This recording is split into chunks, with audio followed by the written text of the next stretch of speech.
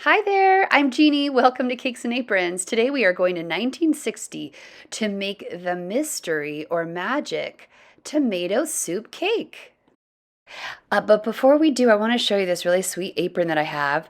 It is a Campbell's soup apron. My mother made it in the 1970s to go to a costume party where she and my dad dressed up as the Campbell Soup Kids since their last name is Campbell. I love my Campbell soup is good food. So this is such a sweet apron. I love it. I love it that my mom lent it to me to do this Campbell soup recipe. And it's just so sweet with the little pockets and the rick-rack. It has buttons all the way down the back, so you button it, and it has a tie. Super cute. Thanks, Mom. So now I'm inspired, and I made a Campbell's tomato soup cake. This is the same cake that my mother would make for my brothers and I every Valentine's Day. Isn't that so sweet? So I wanted to make it on Valentine's Day this year, and I had no idea until recently that this recipe that my mother made every year had tomato soup in it. This recipe was first released by the Campbell Soup Company in 1895. So this tinned tomato soup was cheap and readily available, unlike eggs, butter, and other forms of fat and emulsifiers that are typically used in baked goods from tasting like sawdust.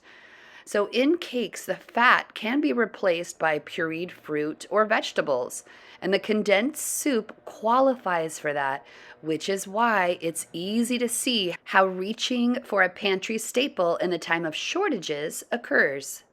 In 1949, the tomato soup cake made its debut in the New York Times, and then in 1960s, Campbell printed this version of the recipe on the sides of soup cans.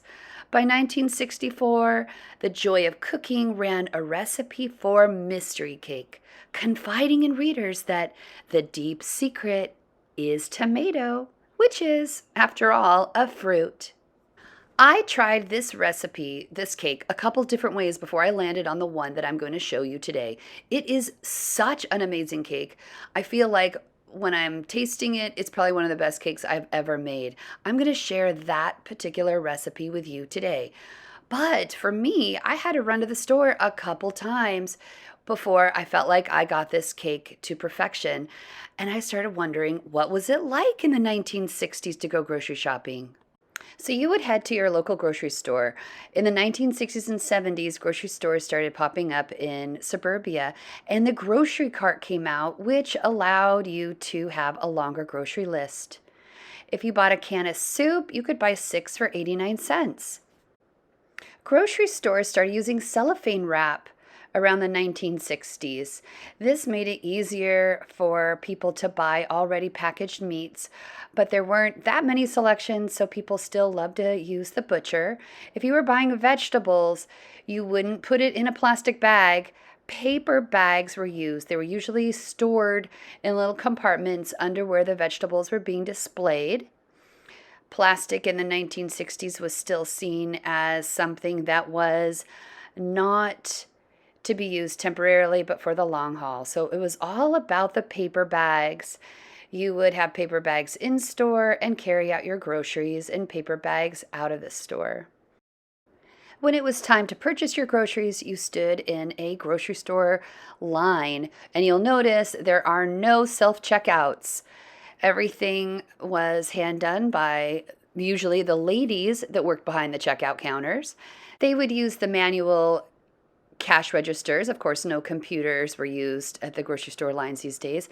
And you would also have to wait in line maybe a little extra longer for people that wrote checks. Now, sometimes in grocery stores of these days, you'd have to wait even longer because the person in front of you might have written a check for a lot larger amount than the purchase price of their groceries, which means they would get cash back. Also, coupons were used more than they're used today, and people would actually collect these sometimes. There are coupons in jars or containers around the kitchen and use them to go grocery shopping.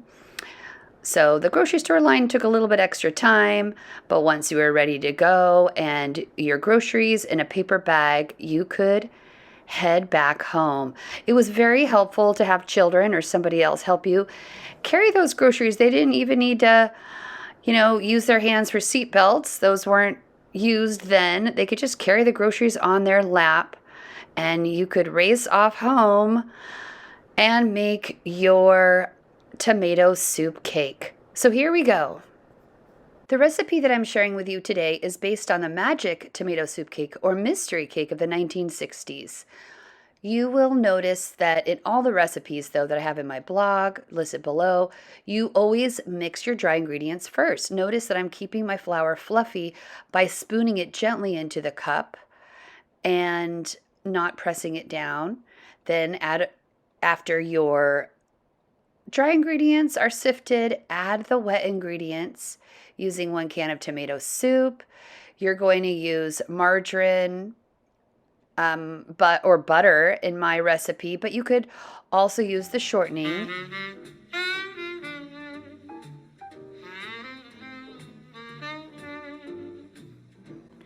In my recipe, you will add 1.5 cups of very fluffy all-purpose flour. Actually, I use cake flour when I make cakes.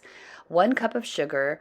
You add your ground cinnamon, nutmeg, and cloves, your baking soda, baking powder, and salt. You sift those all together, and then you add the wet ingredients, which is the tomato soup, water, softened butter. Melted is even okay as long as you cool it off a little. Next, add your egg and then beat it with an electric mixer for about 4 minutes.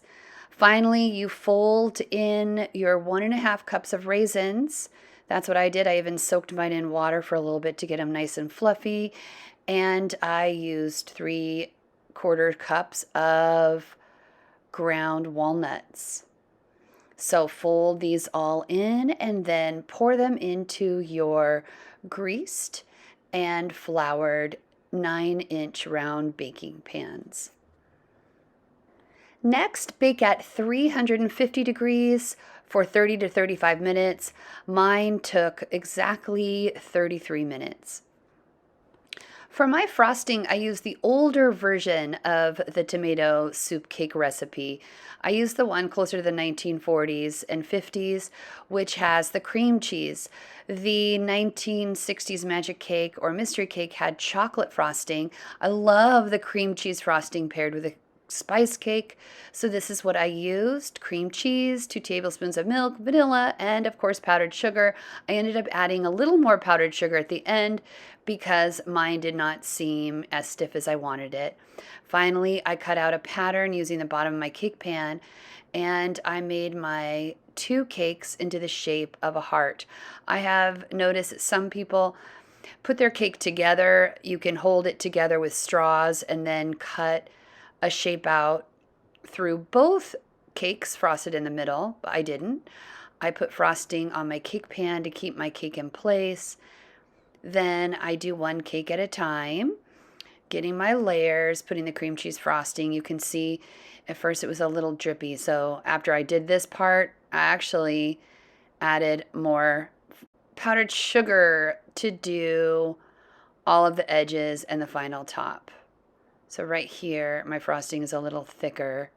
I prefer it that way.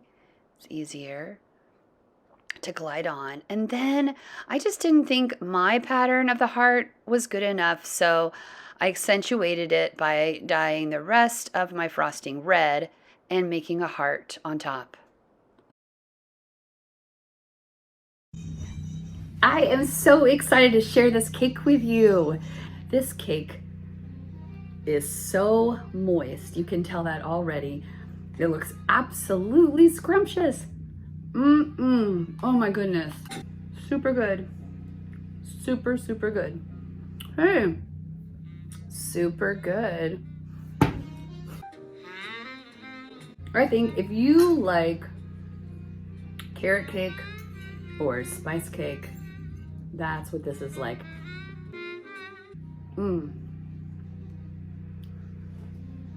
That is a fantastic recipe. And this cake is fluffy and moist. Or no one would know. Unless you told them, of course.